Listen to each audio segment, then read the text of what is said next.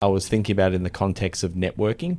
The principle being that networking should be about the other person, not you.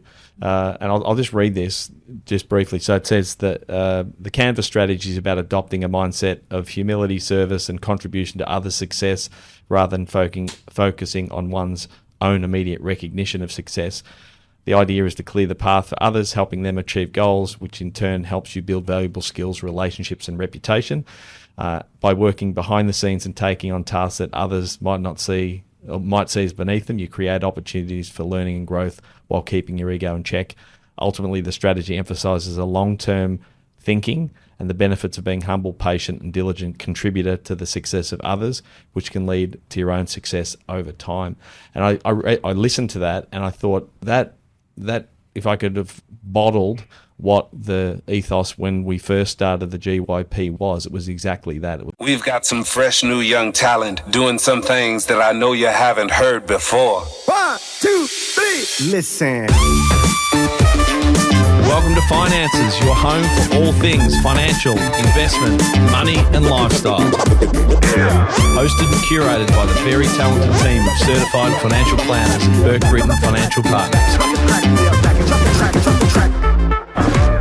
This is episode number 110 of the Finances podcast, and we've got a full house today. I think we only had 2 or 3 podcasts where we've had 4 people, so we'll see how this goes. I'm excited about today because I feel a little bit like a proud dad, or maybe a grandfather or a great grandfather when I'm going to introduce our three guests today: Sarah Milgate, Ash Heslop, and Darcy O'Rourke, 3 of the committee members of the Geelong Young Professionals. Guys, thanks very much for joining us on the podcast today. Thanks for having us in. Thank you. Now, I was thinking about how we actually ran today's podcast, because I could probably spend an entire podcast talking to each of you about your backgrounds and what you do. But I'm mindful that we want to focus on sort of the Geelong Young Professionals, the GYP. Obviously, I've got some context that I'd love to add to the GYP discussion. But maybe before we start, I'll open this to any of you. Tell us what the GYP is, and then I'll give some context around my early involvement with the committee. So maybe I'll hit you up, Sarah. Talk to me a little bit about what the GYP is. Who are they? What do they do? I guess the GYP for us, so the 3 of us have only signed on this year, so we're all new committee members. But I guess what I see the GYP is that I guess a committee of like-minded people really wanting to foster and build those relationships across and facilitate events where, like-minded people starting in their career or, may not have the opportunity to network with other business people, giving them a platform to be able to build their networks and I suppose learn from each other and grow their businesses as well. Ash, how'd you go with that description? Is that how you understand I think the Sarah GYP just to be? nailed it. Yeah. Yeah. So it's really building that succession culture for that younger demographic, and just providing a forum where they can come and network and and learn and share ideas. Darcy, you want to add anything further to that? Yeah. I think one of the differentiators as well is how accessible the events that we run are for people. So you don't need to be a member or anything like that. You can just buy a ticket, come along to an event. It's very low pressure and easy for people to be a part of the events we run. So, yeah. It's I've watched at a distance probably since 2017. 2017 was when I actually exited the committee, and again, I don't want this to be a focus on Jay Burke and his involvement with the GYP, because I want to talk about what's going on today. But I think for the listeners and maybe for the attendees and even for the current committee members, it's probably worth just going back a little bit and talk about the history of where this thing established. And I was talking to a couple of committee members, so ex-committee members recently, about where GYP started. So actually, we're at 240 Packington Street now, and LBW Accountants is just down the road in Gordon Avenue. And a couple of the principals, or let me go back a couple of steps. my father, Peter Burke, was a principal here at then PB Financial Solutions. There was the principals at LBW, at Harwood Andrews, Coulter Legal, and a bunch of other practices. And we were always super envious of how much of a connection the principals at a lot of the larger practices, businesses around Geelong had. And there really wasn't anything that existed in a similar vein for younger professionals. The Chamber of Commerce had tried to put together, I think it was called the Young Chamber, which didn't get a lot of traction. And between the principals at all of the practices I just mentioned, they got together the younger brigade. Myself, I was one of those then. Yes, I was younger, some in 2009, sorry. We got together informally and got together a group where we started to gather like-minded young professionals. We had our first event in the boardroom in the office just next door, and we had a young fella by the name of Matutu come out from South Africa, who was playing in the AFL South Africa the tournament. The AFL ran a tournament here for like their World Cup. We had him present. It was more of I'd say it was more of the Geelong unprofessionals than professionals, because it was mostly about having a beer, and a few people stayed late and got a little drunk. And I thought, hang on, I think the intent here is to actually be professional. So we then auspiced with the Chamber. Our first formal event was, I think it was Adam Elliott, who was Academy Award-winning director, and that was in 2010. And the whole intent of the GYP when we first started was to make sure that there was a succession plan, I suppose, for business leaders in Geelong, that there was a network for people to be able to build and grow in business. And I suppose the exciting thing, having watched that from afar the last few years, but being involved from sort of 2009 to 2017, was that most of the people that I was on the committee with, I've now do business with in some way, shape or form. So I know Bridget Kelly at Harwood Andrews, the principal at Harwood Andrews, was one of the early committee members. I met up with Caleb Plumridge, who's in media of recent time. I've caught up with the guys at LBW, Pip Stork, who is with Millennial Finance, that was on the committee. So the original intent to actually create connections in the community has happened. And when I look at what events you guys now put on, I'm just absolutely amazed. Like, you've lifted the bar unbelievably, and it's, to have an organisation that has that kind of longevity is a credit to you all. So congratulations. That's probably enough of the backstory. I don't know. I'm not sure which of you had actually put in your pre-show notes that you're interested in understanding sort of the history or the origin of GYP. Hopefully the people out there are reasonably interested in that as well. Can I maybe talk a little bit about how you both, or all of you, found your way onto the committee and why you think it was important to be part? So maybe I'll start with you, Ash. Why GYP? And tell us a little bit about your background and your role currently on the committee. Yeah, so I'll start with why GYP. So I'm originally from New Zealand, and I moved over to Australia in 2010 to Melbourne, and I spent 18 months there, and then moved down into the Geelong region. And I discovered the GYP through colleagues and found it as a really good networking opportunity to meet other like-minded professionals. Since that point, I regularly attended GYP events and really enjoyed them, really enjoyed meeting, like-minded professionals. And then the opportunity came up where I could apply for a committee role. So I put my name forward for that as an opportunity to give back to a community that I've enjoyed over the years, and be able to utilise the skills that I've developed through my career.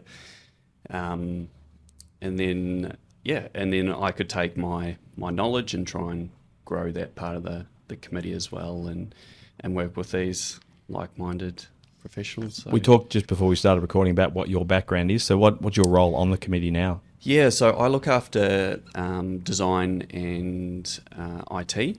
So essentially, I create all the collateral for the event. So put together all the design materials. So invites. I'll put together the EDMs that goes out to our database to encourage them to, or let them know that events are coming up, and so we then socialise that across our social networks as well. And then coming up to the event, it's obviously creating all the event collateral around name tags, table cards, presentations as well.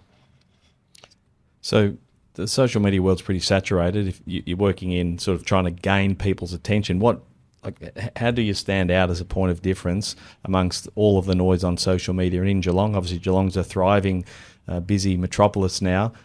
How do you, in 2024, gather the attention of the people that you actually want to come to the GYP events and actually let them know what you do? We're fortunate enough we've got a good following base on our socials, and we've got dedicated social media role within the committee as well, which focuses on communicating and engaging with that community. So we're really fortunate that we do have really good engagement across our social channels, and that's, we promote that at our events for people to stay engaged with us, and we can let them know of up and coming events and where they might be able to register, and so we use it as a really good communication tool to be able to, aside from our EDMs as well. Beautiful. Sarah, how are we going so far? How's the audio? We up to par in terms of radio quality, or not quite? Give me some feedback. Well, I mean, there's a reason why I'm in sales and not on air for Bay and K-Rock, but it's definitely, it sounds all right in the headphones. That's beautiful. Right. Thank you. I didn't pay you to say that. That's great. Thank you. So, Sarah, tell us a little bit about your role, and maybe just for context, you hosted myself and my wife at the K-Rock box at the GWS Geelong game a few months ago. It was a disappointing night for the Cats. And in conversation, I think I knew that you were on the committee, but anyway, in that conversation, we said, hey, let's get together and let's have this conversation with a few of the committee members. So thanks for organising today. I really appreciate it. Tell us a little bit about your background and how and why you decided to join the GYP. Like, why is it important to you to be part of this committee in Geelong? I guess similar to Ash, I'm not originally from Geelong either. So I grew up in regional Vic New South, so Chukamoama, up on the Murray. So moved down here in 2016. Trying to remember now, sorry. I guess just really wanted to establish myself here. Geelong's home now. So, and really, I moved down for work initially at the Novotel. So with the management there, had opportunities to go to chambers and really build my network. And then through that, found the GYP and, became quite good friends with a few of the committee members.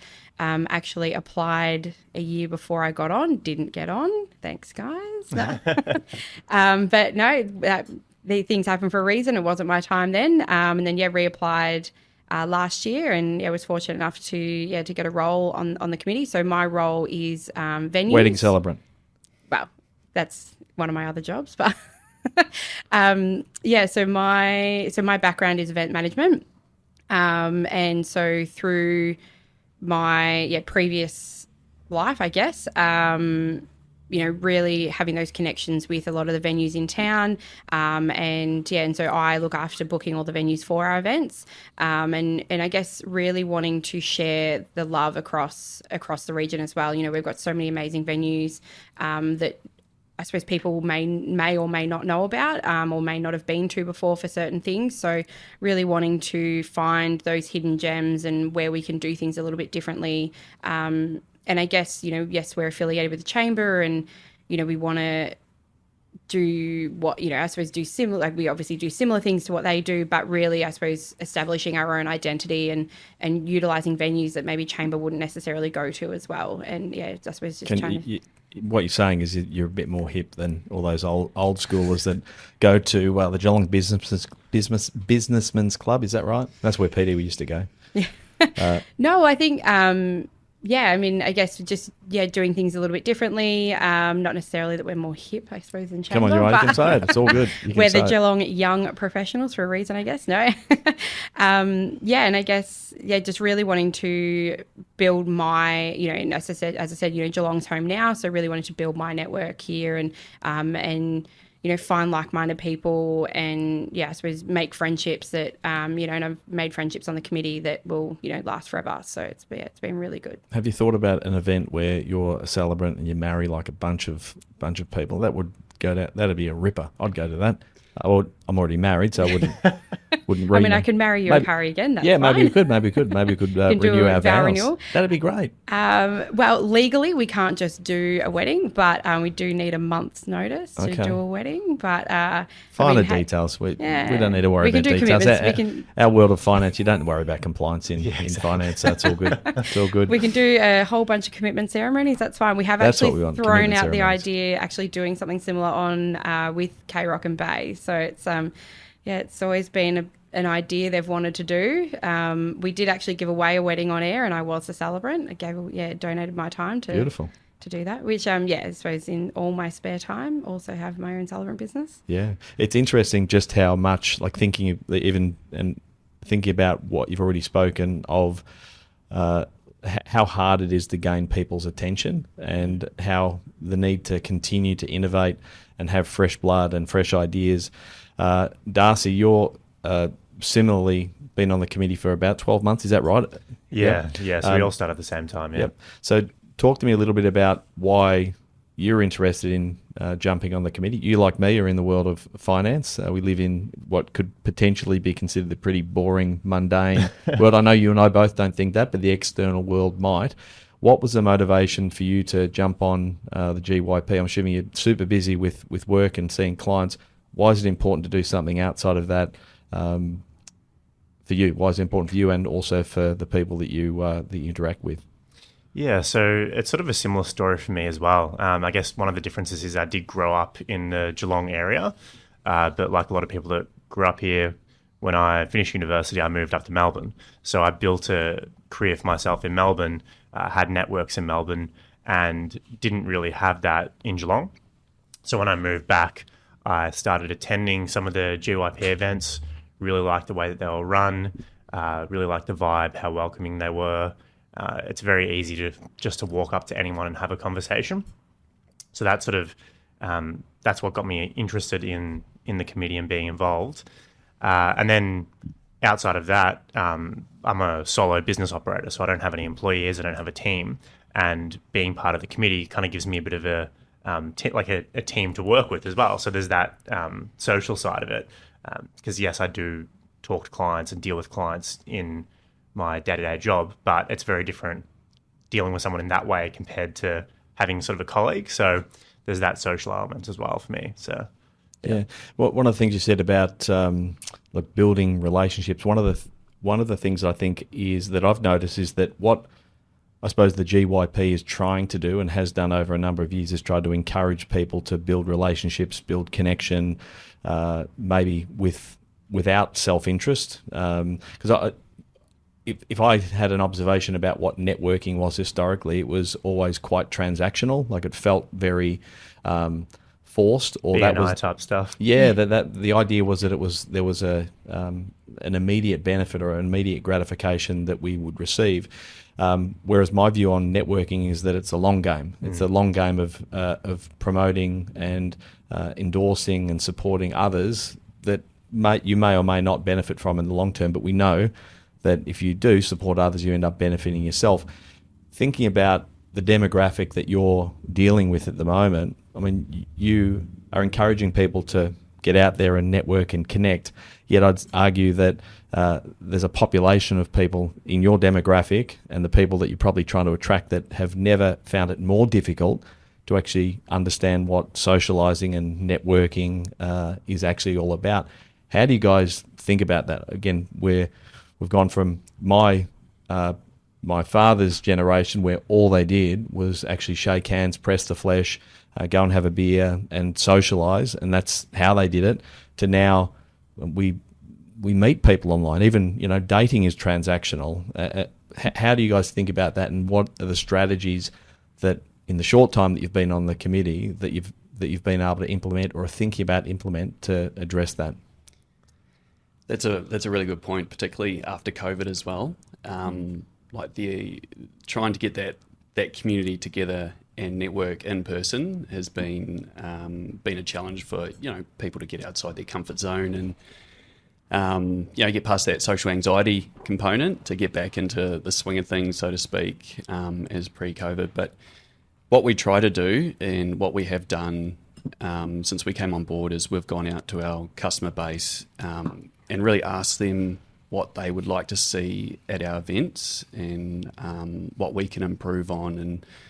And so when they do come to our event, we're providing a forum that they're familiar with, and that's encouraging them to be able to socialise and network with each other and with their peers. What are they saying they want? Maybe let's qualify this, because when the committee first began and people said, "What's the age range?" I said, "Well, I don't know. If you feel young and you feel professional, then come along." Like the idea was that you might be coming along in support of some of the people in your business that are you're trying to promote or trying to get out there to network. What is that target audience? So what is your target audience, and what are they saying that they actually want in terms of events and information and content? What are they like? Yeah, so our customer base is predominantly 25 to 45, but we have a whole array in terms of age groups that sit outside that barrier. Well, I won't call it a barrier, but that demographic. So we really include and encourage everyone to come along. We are called the Geelong Young Professionals, but we don't exclude anyone that is not so. We don't check ID at the door. No, we don't. Yeah, good. Nothing's changed, so we didn't either. So that's great. And one really interesting thing about Geelong, and it's such a testament as well to the Geelong community, is they like the in-person events. They're very community driven. And that's one thing I've noticed from events that are held in Melbourne and elsewhere, that Geelong does have a very much a community-led in-person culture. Yeah, Sarah, you'd agree with that. Obviously, you've been at the sort of the coalface of that with sort of radio in Geelong. What do you see that people in Geelong, particularly the demographic we're talking about, what are they after? What events do they like to see? What sort of information? Who do they like to connect with, and where? Yeah, I think as Ash touched on as well, coming out of COVID, people really missed that human interaction. Some people where they might have a housemate or a partner, or a lot of people live on their own, that for so long we were stuck at home, not being able to see our friends or family, and I think people really missed that, actually going to something and actually having a proper face-to-face conversation. I kind of view Geelong as a big country town, that it's, yes, we are a city, but it's thriving, but at the end of the day, we're just a big country town that, everyone knows everyone. It's a real community vibe here in Geelong, and I think that's why I love living here.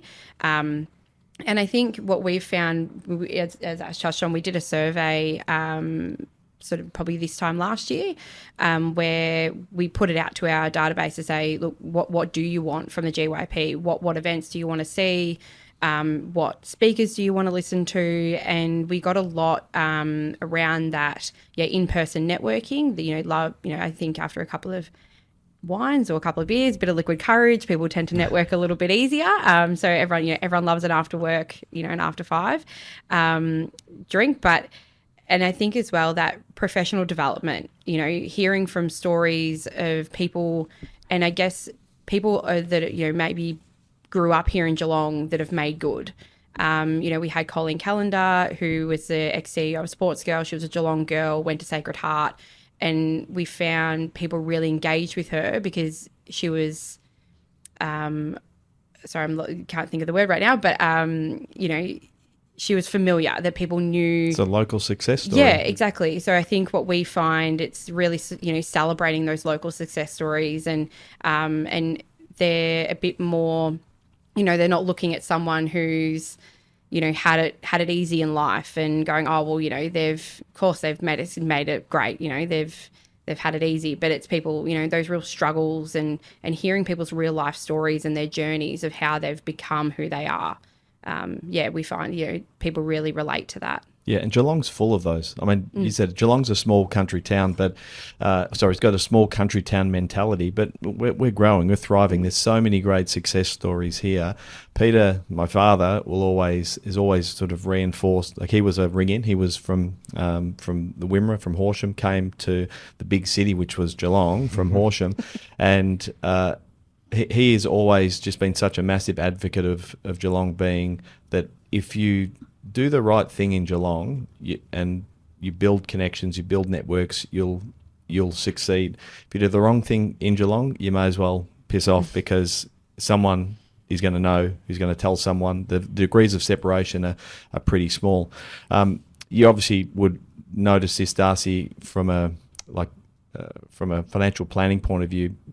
You meet someone, they know someone who knows someone straight away. Yeah. In terms of how that, I suppose, connection in Geelong, how that sort of influenced how you operate on the GYP. Is there anything specifically that maybe you've either suggested or brought to the GYP that maybe you think wasn't there previously, either how you network or how you communicate with the people in the community, or are there any other strategies or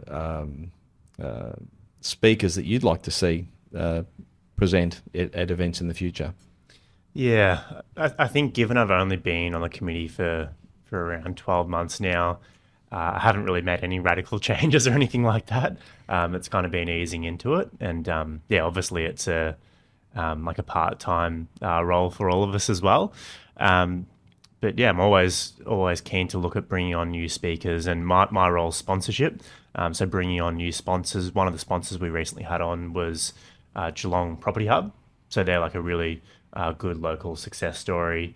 The director there is actually going to be speaking at a panel that we're running shortly. So just bringing on different sponsors and things like that, different businesses. Their employees have been coming to our events for quite a while.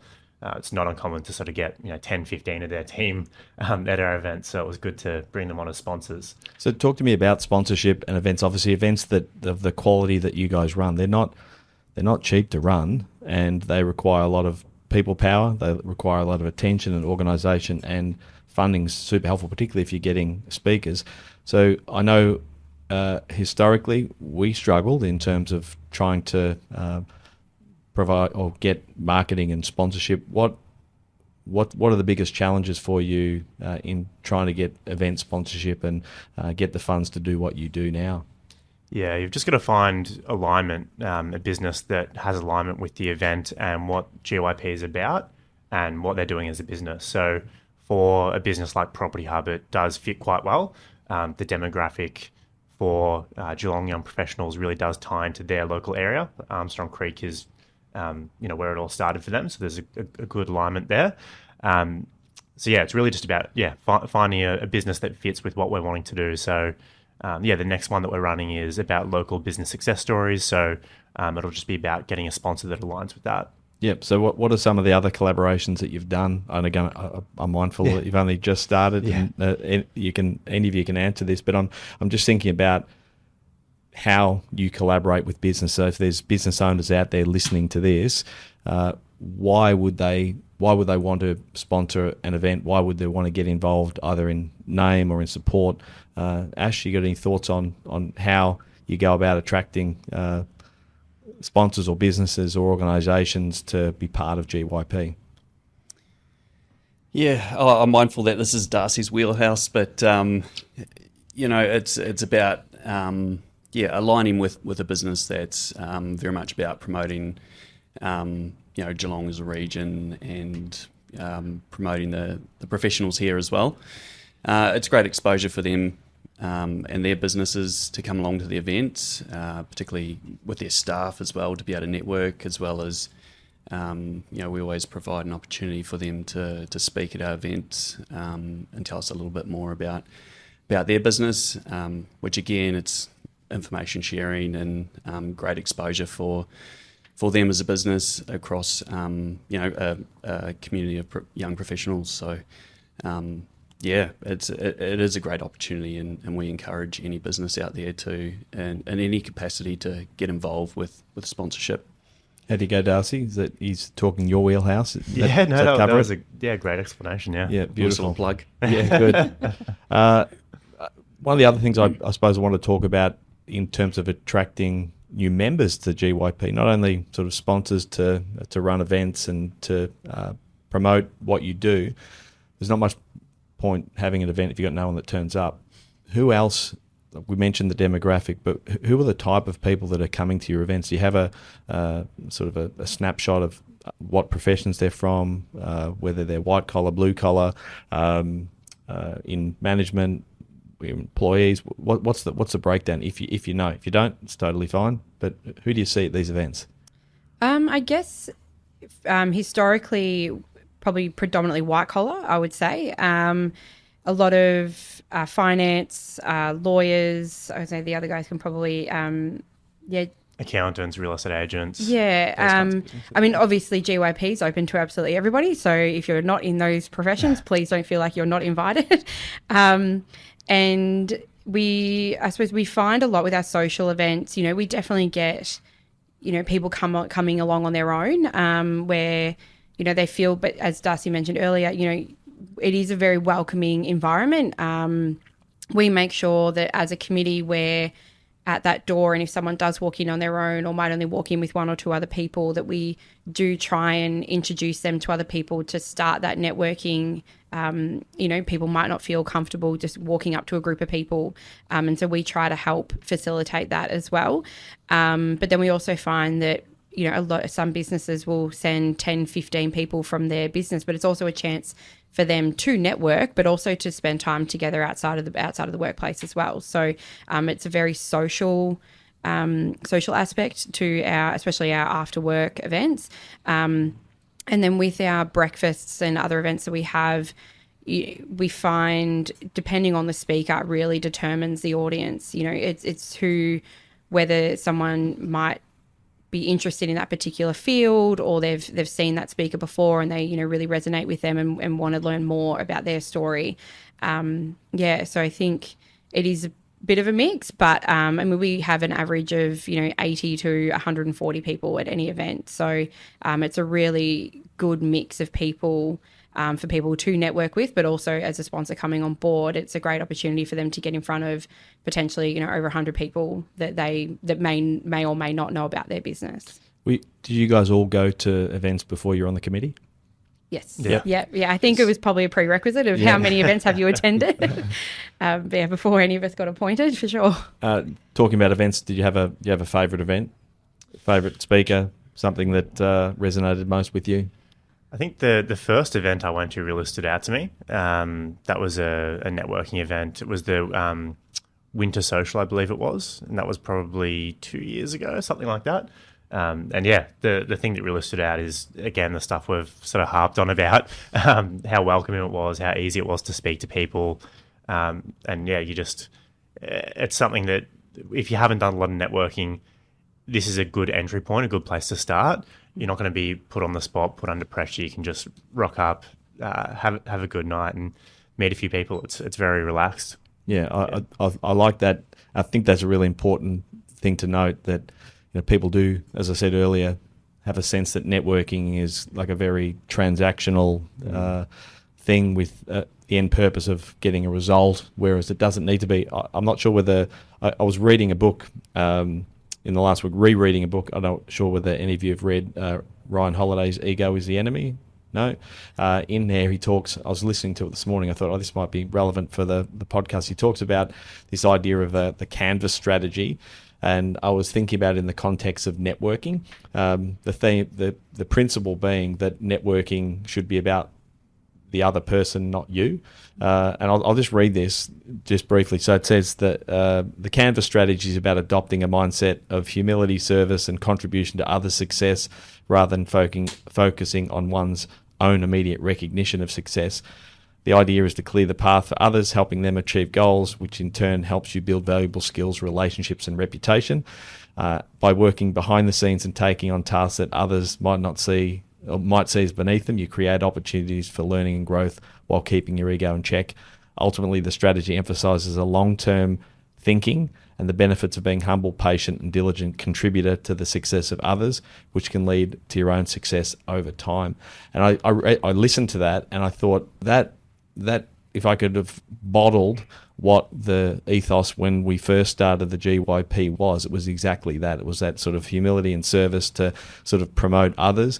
And in business, one of the things in Geelong, as you said, Sarah, one of the amazing things about Geelong, if you're a good connector of people, you ultimately will benefit. You'll benefit in Geelong by actually connecting people. And I think a lot of people go to networking events thinking they're going to get something out of it. But if you go to a networking event and you're able to connect to unrelated parties that benefit, somewhere down the track that will have built some sort of relationship capital with yourself that you'll benefit from.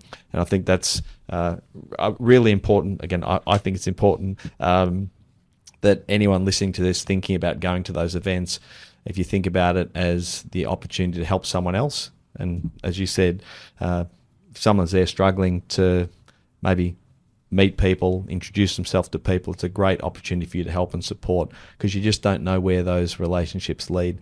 I think I mentioned at the outset that nearly every person that I was on the GYP committee with, I've done some form of business with over the course of the last 15 years. It's kind of like in the last month, I've talked to, met, done business with 3 or 4 of the previous committee members on the GYP that prior to that I did not know. So I think, yeah, that's my little rant for now. So let's look ahead. We've talked about the past of GYP, but let's look ahead at some of the, I suppose, the goals and future plans. What's bubbling in the committee at the moment? What would you guys love to see as changes or improvements or events in the coming months, years on the committee and in Geelong? I might sort of go a little bit rogue here. Go rogue, I like it. That's fine. Something I want to do, one of the changes I want to make is to try to make one of our next networking events a little bit different. Not that there's anything wrong with what we've done in the past when it comes to a networking event. You sort of rock up, you'll have a drink, there'll be some canapes, and you'll talk to people. I wouldn't mind doing something that's a little bit more out there, like perhaps end of year Christmas party, do a fancy dress, like whoever has the best costume wins some kind of thing related to the sponsor, something like that, or include an activity or something, and just sort of make it a bit different and interesting and more memorable. One of the things that sort of happened a couple of times when I've mentioned to sort of random people that I've met out and about that I'm on the GYP committee, is they've referred to one of the events that was at the BMW dealership.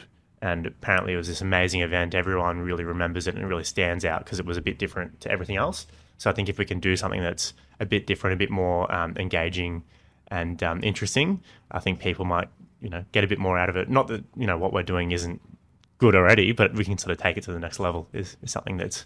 Yeah, it's interesting you say that, because I had the question of how does GYP stay relevant given sort of evolving needs and community expectations.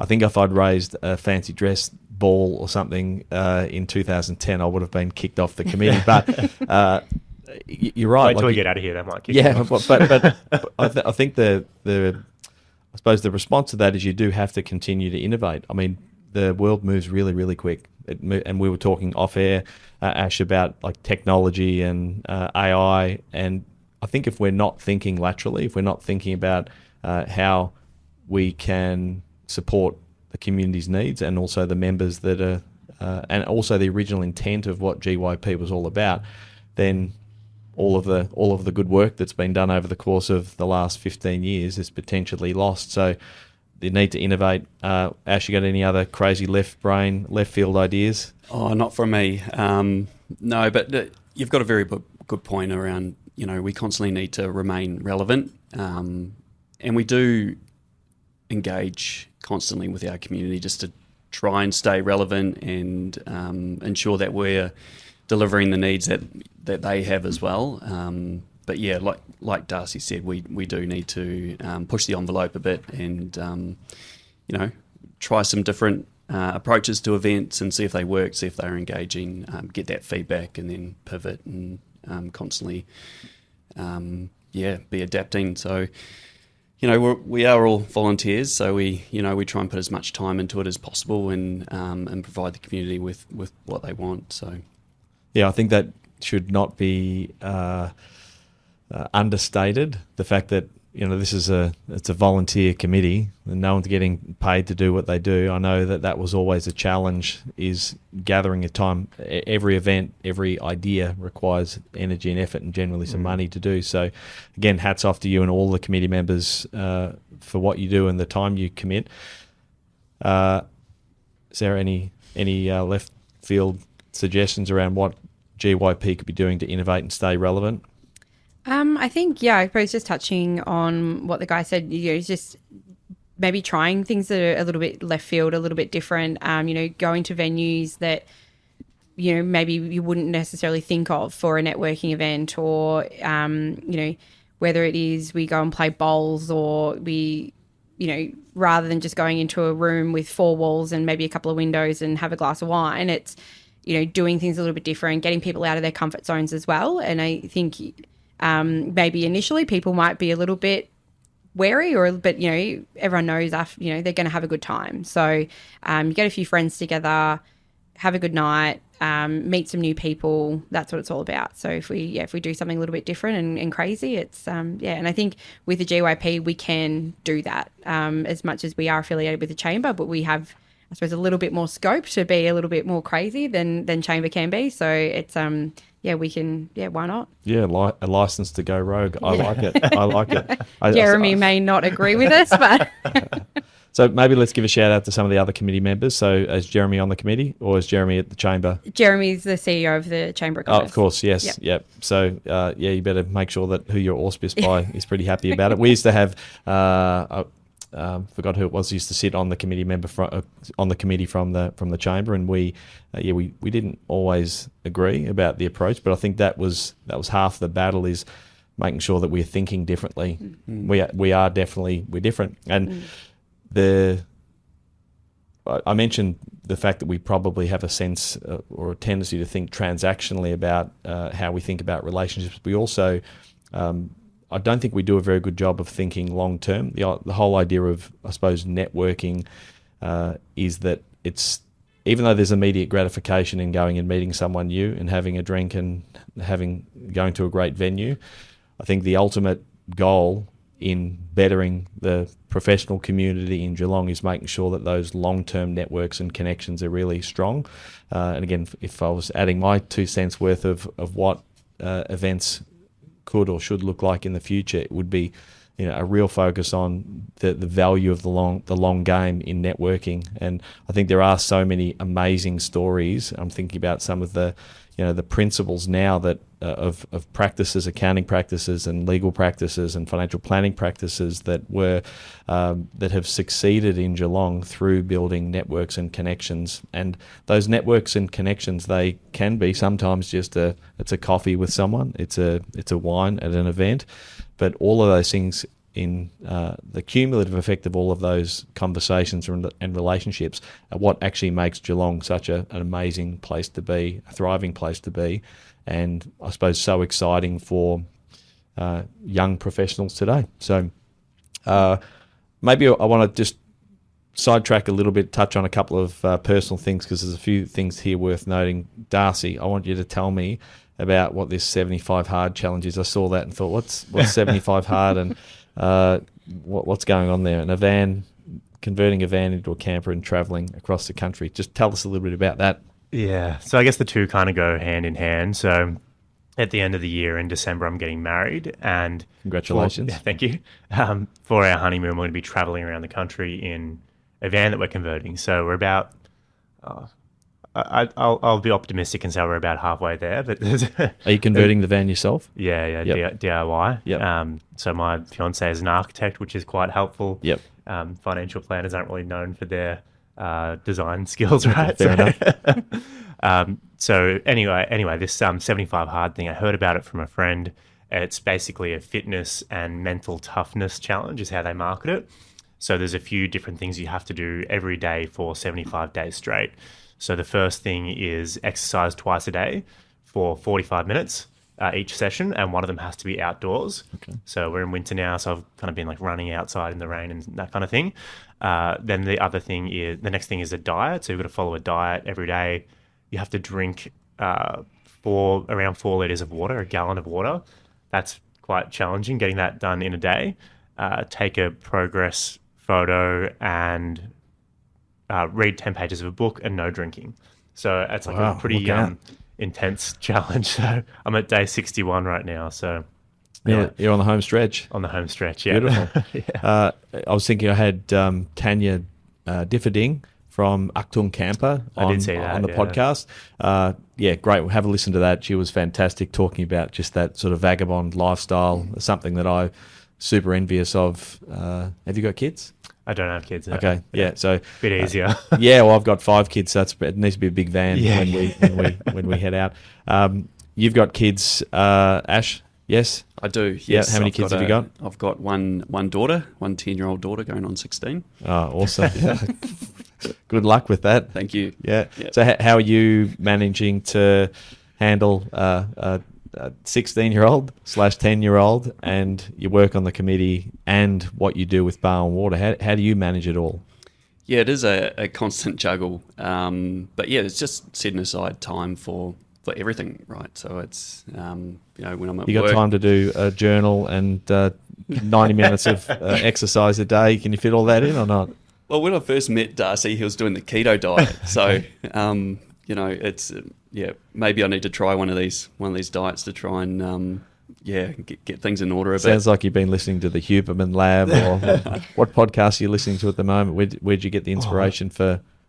It was a friend that got me onto that Okay. one. I've started listening to this guy's podcast who created the 75 Hard Challenge. Yeah, who is it? He's out there. His name's Andy Frisella. Okay. So he's very, very... You can imagine an American guy that created a mental toughness challenge, what he would be like. Okay. He likes his guns, he likes his trucks, he likes his Donald Trump. He's that kind of guy. So it's an interesting listen. It's amazing how much American content we listen to, other than obviously Bay FM and K-Rock. We obviously listen to a lot of that. What podcasts are you listening to, Sarah? Is there anything that you're enjoying at the moment? At the moment, I don't have a whole lot of time for anything outside of work, GYP. My partner has a 5-year-old son, so it sort of takes up. And then also having my own business, it's So tell me a little bit about your business. I sort of glossed over things earlier, but what's the story with your business? What do you do? So as a marriage celebrant, Yes. so as I said earlier, my background is event management. So I was at the Novotel here in Geelong for about 5 years, and I was planning all the weddings and doing that side of thing from a venue perspective, but just thought it would be a cool little side gig. So I thought, why not? Did my course, got my registration. COVID happened, so couldn't actually do anything with it initially, but I've been doing it now since 2021. I did my first wedding, and just love it. It's sort of, I guess a bit of a side gig, but I love it. I suppose I get a little bit of my events life back. Obviously now working in sales for the radio stations, but it's really I suppose another opportunity for me to meet lots of venues and meet lots of new people and get to know people's stories. And I guess, at the end of the day, your celebrant's there just to tell your story. And and What's interesting with all three of you is that you've all got 100 things going on at once. You've got kids, you've got family, you've got business, you're on committees, you're out there networking. For those people of a similar ilk to yourselves who say they don't have time to do anything, what do you say to them? Like what? Because this is a bit of a bugbear for me. Again, a father of 5 kids. My eldest is 18. I goes 18, 16, 14, 9, and 5. It kills me when not only my kids but other people say I don't have time to do that. Whereas you guys seem to have found all of the nooks and crannies in your life to fit in exercise and challenges and travel and family and business and being a celebrant and managing events and being on the radio and looking after family. How do you do it, and what do you say to people out there that say, I haven't got time, like I haven't got time to network, or I haven't got time to build my own business? What do you say to them? I guess for me, it's finding the things that you love to do, and I suppose what's the old saying? If you love what you do, you don't work a day in your life. But it's I love working in radio. I love being on this committee, and I love spending time with my friends and family. And I guess if it doesn't feel like a chore, you'll find the time. You make time. Also, lots of lack of sleep, but I guess if you enjoy it, then you'll make time. Ash, what would you say? Anyone out there that doesn't have enough time? I think when you're doing something, so whether it's time with family or time at work or time on your health, going to the gym, you just put 100% of your focus in on that one thing. And then you'll be surprised at how productive you are with that one thing. So you're maximising your time on that particular task or whatever you're doing. So that's my little tip. I like to get up early, go to the gym. That starts my day. And then I'm a sucker for routine. So I do that every day. And then that sets my day up. And then it's just everything just goes from there. Darcy? Yeah. I think time is the only thing that is constant that everyone has the same amount of. Like someone might have more money than you, they might be older than you, younger than you, more experienced in some way or another, but everyone still has the same time in a day. So it's about how you choose to allocate your time and what you prioritize.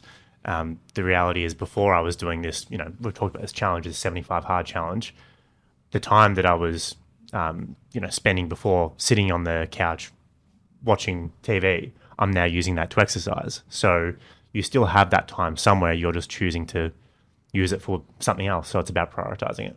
Yeah. I've got firmly of the belief that we spend far too much time either pondering the future, like in a sort of an anxiety-producing way, or reflecting or dwelling too much on the past. And I think, Ash, you nailed it. Like, you get up and be in the moment when you're exercising or whatever you're doing. If you're on the committee, you're there. You're embedded. Your attention is fully there. Spending too much time in reflection, forward or back, I think means that you tend to not get much done. And you guys are a reflection of young professionals in the community who are taking action. You're busy, but you're making a difference. So again, hats off to you and all the other committee members. I think I mentioned earlier when I forgot the Chamber CEO's name. Who else is on the committee at the moment? And if you can't remember all their names, I'll bring them up to give them a shout out. We've got Georgia McLean, Kimberly Sinnott, Lockie, Huseman, and Jade Haywood as well. Yeah, plus the 3 of us. Beautiful. So 7 altogether. Yep. And what's the story with the committee now? You're taking new members. Have you got a rolling term that you have on the committee? And if someone like you, Sarah, wanted to be involved either on the committee or a contributor or a supporter, how will they go about it? We do actually have 2 new roles that will be starting at the end of this, but expressions of interest have closed, unfortunately. So what are those positions? So Georgia and Kimberly will both be finishing up at the end of the year. So Georgia's role is admin and Kim's role is marketing. So we'll be recruiting 2 new committee members to start in 2025. The term is 6 years. So 2 years. 2-year term, you can do 3 terms. So so the maximum time you can spend on the committee is 6 years, but I think that that's a good thing. It's turning the committee members over and keeping things fresh and new ideas, new people. So yeah, we're excited to start the recruitment process for those 2 new committee members. And then for people who are wanting to engage in our events, so we don't have a membership base like how Chamber works. So we do operate, on a purely event basis. So anyone can come. You don't have to be a member. There's no annual fee or anything like that to be a part of part of GYP. If you check us out on socials, our website, and if you're interested, come along.